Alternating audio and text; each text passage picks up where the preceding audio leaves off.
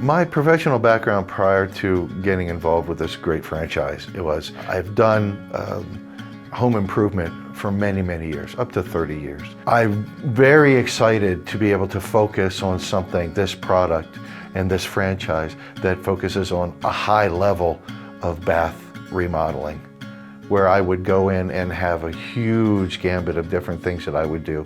This gives me the ability to be able to focus in an area where I can be number one, where I can give the best solution, because that's what I do and that's what I focus on. I like entrepreneurship. I like the ability, mainly I like the fact that there is no ceiling, that I create the ceiling, that through the franchise and having that mechanism to support me, I don't have a ceiling. I think what I enjoy the most about owning a bathroom franchise in this industry is, again, being able to focus in one area, where before I had many, many different areas, being able to focus in one area and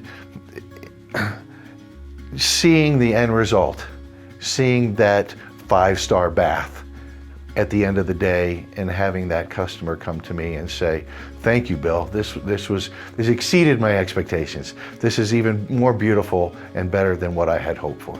My advice for folks that are looking at franchises is do your due diligence. Once you've done your due diligence, meet with the folks from that franchise. You're gonna know right off the bat when you meet with them if there's a fit. I would say the number one thing that's contributed to my success are the people and the mechanisms in the background that support me being able to go to that high level, to not have that ceiling, to make my franchise grow, to help it grow.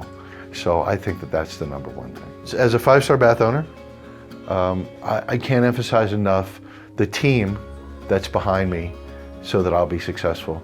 Because everybody here, I've felt as I've met with them, their number one job is to make me successful. The mechanisms that they put in the background are to make me successful. And that's exciting to have somebody behind me helping to lift me up that ladder where I'm not having to do it all by myself.